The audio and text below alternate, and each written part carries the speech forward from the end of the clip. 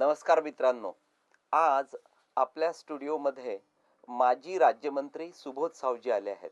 या सुबोध सावजींविषयी एक मला खूप चांगली आठवण सांगायची आहे. 1987 मध्ये जेव्हा पत्रकारितेच्या निमित्तानं हातात किंवा खिच्यात काहीही नसताना जेव्हा मी मुंबईत आलो, तेव्हा कुठे राहायचं, कुठल्या ठिकाणाहून पेपर काढायचा, हे सगळे प्रश्न माझ्यासमोर होते. आणि त्यावेळेला मला साथ आणि साथ किंवा मला खरोखरी मदत केली ती सुबोध सावजींनी. 1987 साली ते आमदार होते. मेहकरमधनं अपक्ष म्हणून निवडून आले होते आणि त्यांना साहजिकच मंत्रालयाजवळच्या आमदार निवासामध्ये वास्तव्यासाठी खोली उपलब्ध करून देण्यात आली होती. सुबोधभाईंना मी माझी अडचण सांगितली की मी आता ग्रामीण भागातनं इथे आलेलो आहे आणि मला इथे मुंबईमध्ये माझं नशीब अजमावायचं आहे, तर तुम्ही मला काय मदत करू शकता? तर ते म्हणाले, तुला काय मदत हवी? म्हटलं, बाकी काही नको, पण मला राहण्याची मुंबईमध्ये व्यवस्था नाही आहे. इथे कसं राहावं हा माझ्यासमोर प्रश्न आहे. तर मी काय करू? ते म्हणाले की तू तुझी बॅग घे आणि माझ्या खोलीत ये आणि राहायला लाग. मित्रांनो, आश्चर्य वाटेल की माझा पहिला जो न्यूजपेपर मी 1987 साधारणतः जूनच्या दरम्यान काढला, त्यावेळेला तो पहिला अंक मी सुबोध सावजींच्याच रूममधनं काढला होता. असे ते सुबोध सावजी की जे माझ्या पाठीशी उभे राहिले, किंवा सुबोध सावजींसारखी जी माणसं माझ्या पाठीशी उभी राहिली, त्यामुळे कदाचित आज मी हा येथे येथवर येऊन पोचलो असेल. तर सुबोधभाई आज इथे आमच्या स्टुडिओमध्ये आले आहेत आणि ते सध्या राष्ट्रवादीचे उत्सुक आणि इच्छुक उमेदवार आहेत लोकसभेसाठी. आता त्यांना नेमकं मला विदर्भ, बुलढाणा जिल्हा आणि एकंदर महाराष्ट्रातल्या राष्ट्रवादी विषयीचं विचारायचं आहे. पण त्यापूर्वी मला एक सुबोधभाईंना असं सांगावं असं वाटतं, जी सध्याची पॉलिटिकल सिच्युएशन राष्ट्रवादीच्या बाबतीमध्ये आहे ती अशी आहे, किंवा ती सांगण्यापूर्वी मला नेमका किस्सा आठवला त्या आईचा, की ज्या आईचा खून करून तो मुलगा तिचं काळीज हातात घेऊन पळत असतो आणि पळता पळता तो जेव्हा ठेच लागून पडतो, तेव्हा त्या काळजातनं आवाज येतो की बाळा हळू पळ, तुला लागलं तर नाही ना. मला असं वाटतं की माणसं जी असतात, म्हणजे मायबाप जे असतात, ते नेमके आपल्या मुलांच्या बाबतीमध्ये खूप इमोशनल होत असतात. आणि तेच झालंय शरद पवारांचं. मला ठाऊक आहे की 1990च्या दरम्यान जी आजची सिच्युएशन आहे, किंवा 1995च्या दरम्यान जी आजची सिच्युएशन आहे, ती तशीच शरद पवारांभोवती होती. म्हणजे जेमतेम आमदार 1990च्या दरम्यान त्यांच्याकडे होते आणि त्यांना ते त्यांचं मुख्यमंत्रीपद चालवून घ्यायचं होतं. त्यानंतर 1995 मध्ये तुम्हाला ठाऊक आहे की काँग्रेसचा पराभव झाला आणि युती सत्तेमध्ये आली. पण त्या दोन्ही वेळेला मी शरद पवारांना किंवा त्यांच्या एकंदर पॉलिटिकल ऍक्टिव्हिटीजला जवळून पाहत होतो. त्यावेळेला ते कधीही डिस्टर्ब दिसले नाहीत, किंवा यशानी, अपयशानी, पराभवानी, जयानी ते कुठेही डिस्टर्ब झाले किंवा घाबरलेत किंवा अस्वस्थ झाले असं कधीही वाटलं नाही. मात्र यावेळेचे जे शरद पवार आहेत, अलीकडे जे त्यांचं मुंबईतलं वारंवार येणं आहे, किंवा पॉलिटिकल सिच्युएशन ते ज्या पद्धतीने साधारणतः हाताळत आहेत, त्या सर्व प्रकारातनं मला एक असं वाटतं की यावेळेला शरद पवार खूप डिस्टर्ब आहे. असं तर नाही की ते त्या कथेत सांगितल्याप्रमाणे नेमकं याही वेळेला सुप्रिया आणि अजित दोघंही पण राजकारणात आले आहेत, राजकारणात ऍक्टिव्ह आहेत. आणि माणूस स्वतःभोवती किंवा स्वतः कुठलंही पण धाडस दाखवताना जेवढं घाबरत नाही, तेवढं तो मुलांच्या बाबतीमध्ये खूप इमोशनल होतो, कोणाच्याही बाबतीमध्ये. इव्हन उद्या मला विचारलं की माझ्या स्वतःच्या बाबतीत निर्णय घेताना मी घाबरणार नाही, पण तेच जेव्हा विक्रांत अमुक एखादं धाडस करतो म्हटलं की मला 10 वेळा त्याची भीती वाटते. नेमकं त्याच बाबतीमध्ये मला आता सुबोधभाईंना बोलतं करायचंय की सुबोधभाई, विदर्भातली, महाराष्ट्रातली, बुलढाणा जिल्ह्यातली एकंदर राष्ट्रवादीची एक म्हणजे एकंदर मागल्या 5 वर्षामध्ये कशा ऍक्टिव्हिटीज होत्या, आणि आता या लोकसभा किंवा येणाऱ्या विधानसभांच्या निवडणुकांच्या दृष्टीने तुम्ही नेमकं काय सांगाल?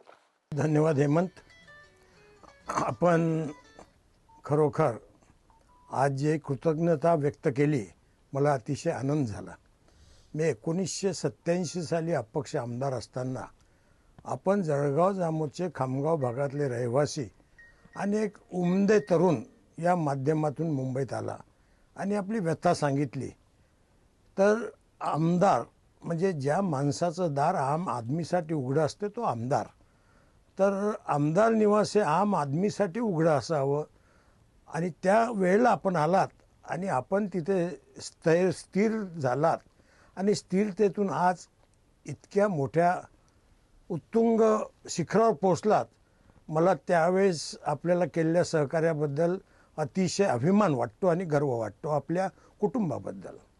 आता आपण मला राजकीय दृष्टिकोनातून विचारलं. परवाच माझा 51 वर्षाच्या वाटचालीबद्दल अभिनंदन सोहळा झाला. मी 1961 साली सुरुवात झाली सामाजिक कार्याला, त्याचप्रमाणे राजकीय कार्याला. आज 2013 वर्ष आहे. 1978ला पहिले आमदार निवडून आलो, 1985ला आलो, 90ला आलो, 91ला मंत्री झालो, 91च्या 95ची निवडणूक हारलो, 90ची 2000ची निवडणूक हारलो आणि 2005ची निवडणूक हारलो. इतका प्रवास करत असताना मी काँग्रेस अपक्ष आणि राष्ट्रवादी तिन्ही पक्षावर निवडणुका लढल्या. आणि अभिमानानं सांगावं वाटते हेमंतभाई आज, की माझ्या इतका अनुभव विदर्भात नेता हा मला तरी वाटते मीच आहे. आणि ज्या पद्धतीनं 1978 साली आम माणसातला नेतृत्व पाहिजे म्हणून 1978 साली आम्ही एकमेकाचे 34 मित्र काँग्रेस वर निवडून आलो. प्रस्थापितांचे डिपॉझिट जप्त झाले. त्यानंतर 10 वर्षानं पुन्हा स्थित्यंतर झालं. 1995 साली पुन्हा प्रस्थापितांचे डिपॉझिट जप्त झालेत. सेना निवडून आली आणि त्यानंतर पुन्हा एकदा राष्ट्रवादी उदयास आली. तर स्थित्यंतर होत असताना जर पक्षाने जनमत लक्षात घेतलं तर तो पक्ष कायम राहतो. दिल्लीमध्ये सध्या काय झालं, आप पार्टी जी निवडून आली ती जनमानसाची मतं न लक्षात घेता पक्षाने आपली खेळी खेळली आणि काँग्रेसला हार पत्करावी लागली.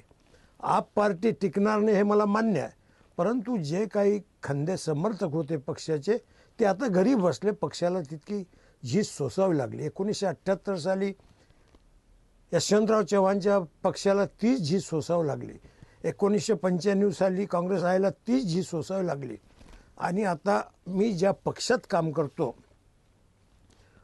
पवारसाहेबांच्या राष्ट्रवादी काँग्रेस पक्षात, खरोखर पवारसाहेबाचं नेतृत्व एकच नेतृत्व असं आहे की जे दिशा देऊ शकते आणि विकास देऊ शकतं. जातीयवादापासून हा पक्ष दूर आहे.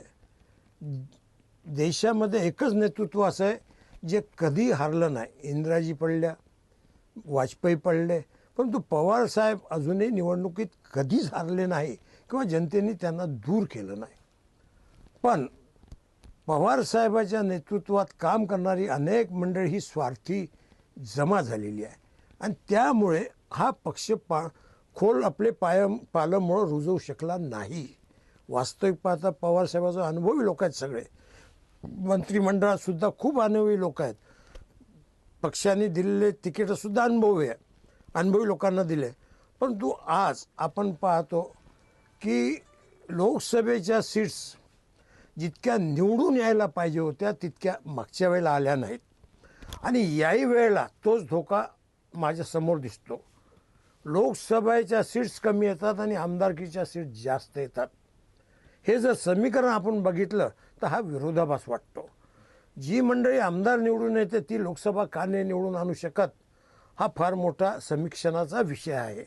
आणि म्हणून आज विदर्भात बघा, विदर्भात फक्त एक खासदार आहे. 3 उमेदवार होते मागच्या वेळेला. एक सहकारी उमेदवार अमरावतीमध्ये, बुलढाणा आणि भंडाऱ्यामध्ये राष्ट्रवादी. बुलढाण्यामध्ये महाराष्ट्रात मंत्री राहिलेले, आमदार असलेले उमेदवार दिले आणि त्यांची हार झाली. जिल्हा बँकेचे अध्यक्ष होते. ज्या माणसाला काहीही अनुभव नाही राजकारणातला, नाव नाही, गाव नाही, अशा माणसांनी राष्ट्रवादीला साप लोळवलं आणि प्रफुल्ल पटेल एकटेच निवडून आले. आणि विदर्भामध्ये त्यानंतर विधानसभेची निवडणुका झाल्या. विधानसभेच्या निवडणुकीत 4 आमदार निवडून आले. 4 पैकी 2 मंत्री झाले, एक माजी मंत्री आणि एक आता वैधानिक महामंडळाचे अध्यक्ष झाले. तर असं भक्कम विदर्भाला भेटलं असताना एक केंद्रीय मंत्री, 2 कॅबिनेट मंत्री, एक माजी मंत्री आणि त्यानंतरही राष्ट्रवादीची पाळल्यामुळे फार काही खोल जाऊन नाही राहिली. आम्ही म्हणतो की आमचा पक्ष नगर परिषदमध्ये 1 नंबरवर आहे, एका जिल्हा परिषदमध्ये 2 नंबरवर आहे. परंतु 100% आमचाच पक्ष बहुमतात आहे हे म्हणण्याकरता लोकमत आमच्याजवळ आहे, ते आम्हाला कॅश नाही करता येऊन राहिलं. त्याचं कारण कुठे चुकतंय तर आम आदमीशी जोडलेला जो नेता आहे त्याला पक्षानं पुढे आणलं पाहिजे असं माझं स्पष्ट मत आहे. आणि आम आदमीशी जुळलेला नेता जोपर्यंत पक्ष पुढे देणार नाही आणि कुठेतरी शिफारशीमध्ये गुंतलेला जर पक्ष राहिला तर पुन्हा तीच वेळ पक्षात येईल. आज विदर्भामध्ये अनेक प्रश्न आहेत. रेल्वे लाईनचे प्रश्न आहे, तुमच्या विकासाचे प्रश्न आहेत, नोकऱ्यांचे प्रश्न आहे, MIDCचे प्रश्न आहे, नंतर शैक्षणिक प्रश्न आहे, मेडिकल कॉलेजचे प्रश्न आहेत. हे प्रश्न, विजेचा प्रश्न आहे, विजेच्या बिलाचा प्रश्न आहे, रस्त्याचे प्रश्न आहे, पिण्याच्या पाण्याचा प्रश्न आहे. आज विदर्भामध्ये करोडो रुपये खर्च केले गेले परंतु आउटपुट नाही मिळून राहिलं. आणि आउटपुट न मिळाल्यामुळे सर्वसाधारण माणूस हा त्रासलेला आहे. त्याला दिसून राहिला खर्च होऊन राहिला, विकासासाठी पैसा येऊन राहिला, काँग्रेस राष्ट्रवादी काम करून राहिलं, पण आपल्याला काहीच फायदा नाही. त्यातून मतदार वैतागलेला आहे. आणि हा मतदाराचा वैताग काय करेल हे सांगता येत नाही. आणि म्हणून पक्षामध्ये राहून सरकारशी भांडणारा, पक्षामध्ये राहून लोकांच्या जीवाभावाशी समरस होणारा, पक्षामध्ये राहून भ्रष्टाचाराला समूट निष्ठनाबूत करणारा, पक्षामध्ये राहून विकासाची कामं करून घेणारा, काम पडलं तर रस्त्यावर उतरणारा पुढारी आज लोकांना पाहिजे. तोच पुढारी आज निवडून येईल. आणि आज राष्ट्रवादीसाठी अतिशय चांगलं वातावरण आहे, भारतीय काँग्रेससाठी सुद्धा चांगलं वातावरण आहे. परंतु दोन्ही पक्षाच्या नेत्यांनी रोज एकमेकावर प्रहार करत बसायचे आणि निवडणुकीत एकमेकासाठी मतं मागायचे. इतक्या लवकर मनं जुटत नाही, इतक्या लवकर तरुण एकत्र येत नाही, इतक्या लवकर महिला जाणत्या होत नाही. आणि म्हणून हे कुठेतरी जवळ येण्याचं लक्षण आजपासून जर दिसलं तर निश्चित सांगतो मी, या महाराष्ट्रात दुसऱ्या पक्षाला कुठे वाव नाही. आणि किमान राष्ट्रवादीचे 22 पैकी 18 खासदार आल्याशिवाय राहणार नाही. पण तो आज झालं काय, भुजबळांच्या घरात 1 खासदार, नाईकांच्या घरात 1 खासदार, पवारसाहेबांच्या घरात 2 खासदार, ह्या 4ची संख्या 13मध्ये हीच गेली, राहिली 9ची संख्या. आणि 9मध्ये सुद्धा कोण कोण आहेत आपण जर बघितलं तर माझं तर मत आहे की राष्ट्रवादी आणि काँग्रेस पक्षाला समसमांतर हिस्सा आहे पक्ष याच्यामध्ये मंत्रिमंडळात. मग जर 22 खासदार उभे करायचे आणि एका मंत्र्याला जर सांगितलं 1 खासदार निवडून आणावाच लागेल, जसं मी 2 जिल्ह्याचा पालकमंत्री होतो 1991 साली, अकोला आणि बुलढाणा, नाईक साहेबांनी सांगितलं बबन चौधरीची MLCची सीट निवडून आलीच पाहिजे. मी दोन्ही जिल्ह्यात फिरलो आणि ती सीट जास्तीत जास्त मतं निवडून आणली. ही कॅपॅसिटी पालकमंत्र्याची पाहिजे, ही इमेज पाहिजे आणि पक्षाबद्दल इतकी आत्मीयता पाहिजे. त्यावेळेला बबन चौधरीला फक्त 66,000 रुपये खर्च आला. आणि आज त्यानंतर काँग्रेस किंवा राष्ट्रवादीला MLC पुन्हा सापडली नाही, पालकमंत्र्याचाही जोर लागला नाही, पक्षाच्या लोकांनी इतकंसं गांभीर्यानं घेतलं नाही. आणि हे गांभीर्य नसल्यामुळे लहानसहान निवडणुकीत हारजीत हे वरचे लोक मनाला लावून घेत नाही. जी मंडळी पक्षाच्या विरोधात काम करते तीच मंडळी बॅग्या घेऊन मंत्र्याकडे कामाला येते आणि मंत्री कामं करतात. याचा परिणाम हा पक्षावर विपरीत होत आहे. 4 आमदार 1 खासदार इतकं असतानाही प्रफुल्लभाई पटेल आमचे नेते चांगलं काम करतात. ते केंद्रात मंत्री आहे, 1 तारीख अनवर केंद्रात मंत्री आहे आणि महाराष्ट्रात 2 मंत्री आहे आणि 1 वैधानिक महामंडळाचे अध्यक्ष आहे. इतकं असताना या विदर्भातले 3ही खासदार निवडून आलेच पाहिजे आणि येतात असं माझं स्पष्ट मत आहे. फक्त तिकीट देताना समाजावर न देता कोण कार्यकर्ता भ्रष्टाचारी नाही, कोण कार्यकर्ता लोकाभिमुख आहे, कोण कार्यकर्ता विकासाची जाण आहे, कोण कार्यकर्ता अधिकाऱ्यांकडून काम करून घेऊ शकतो, कोण कार्यकर्ता सर्व समाजाला घेऊन चालतो, याचा जर आराखडा काढला आणि त्यातमध्ये जर माझ्यासारखे उमेदवार दिले तर मी निश्चित सांगतो की या विदर्भातल्या तिन्ही जागा निवडून येतील. आणि माझ्यासारखे जर विदर्भामध्ये महाराष्ट्रामध्ये उमेदवार दिले, आता आप पार्टीनं काय केलं त्या पद्धतीनं जर उमेदवार या येणाऱ्या लोकसभेच्या निवडणुकीत दिले तर राष्ट्रवादीच्या 22 आणि काँग्रेसच्या सर्व एकही सीट हरू शकत नाही. कारण आज जातीयवादी पक्षावर कोणाचाच भरोसा नाही. नरेंद्र मोदी यांची इतकी भाषणं झाली, इतका त्यांचा गवगाव होऊन राहिला. अकोला जिल्ह्यामध्ये खासदार भाजपचा आहे, आमदार भाजपचा आहे आणि आपल्या जिल्हा परिषदच्या निवडणुकामध्ये भाजपच्या सीट कमी झाल्या. मग नरेंद्र मोदी आमदार खासदार असताना भाजपच्या सीट कमी होतात, वाशिममध्ये भाजपच्या सीट कमी झाल्या, तर याचा अर्थ असा आहे की लोकांना या पक्षावर विश्वास नाही. आणि आज कालपासून बघतोय नरेंद्र मोदीच्या सभा ह्या सेनेला घेऊन नाही होऊन राहिल्या. म्हणजे आजच लोकांच्या मनावर हा परिणाम होऊन राहिलेला आहे की उद्या हे टिकत नाही, याच्यापेक्षा काँग्रेस बरं. ज्यावेळेला मी दिल्लीत फिरलो त्यावेळेला शीला दीक्षितनं जे काही विकास केला एवढा कोणीच केला नाही. परंतु वाढलेल्या भावाला काँग्रेस रोखू नाही शकली, विरोधकाच्या प्रचाराला काँग्रेस पुरून नाही उरू शकली आणि म्हणून तिथे आप पार्टीचा उदय झाला. हा उदय क्षणभर आहे, परंतु झालेली काँग्रेस पक्षाची हानी भरून न निघणारी आहे. तर तसं विदर्भ, महाराष्ट्र आणि बुलढाणा जिल्हा यामध्ये माझ्यासारख्या सक्षम कार्यकर्त्याला निवडणुकीमध्ये उतरावं. आज मी 1978ला आमदार झालो, मंत्री झालो, 3दा आमदार झालो, 3दा लढलो.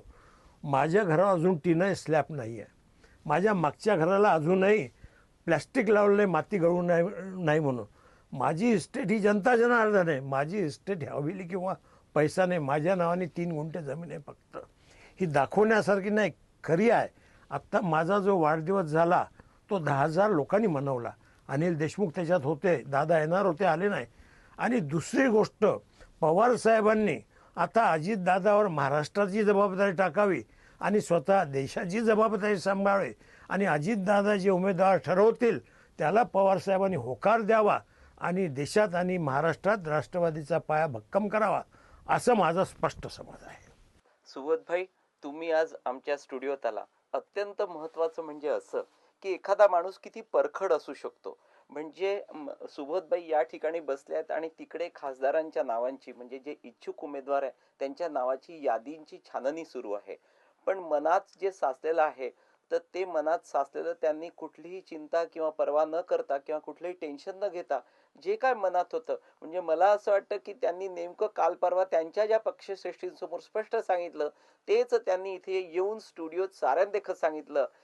तिकीट मिळो किंवा न मिळो, पण मनात जे आहे किंवा खरी जी देशभक्ती आहे किंवा खरा जो विदर्भाचा विकास आहे किंवा महाराष्ट्राचा विकास, या सगळ्या बाबतीमध्ये अत्यंत परखड मत मांडणाऱ्या सुबोधभाईंना पुन्हा एकदा आपण नक्कीच या स्टुडिओत बोलवू. तोपर्यंत आपण हा कार्यक्रम येथे संपवूया. धन्यवाद.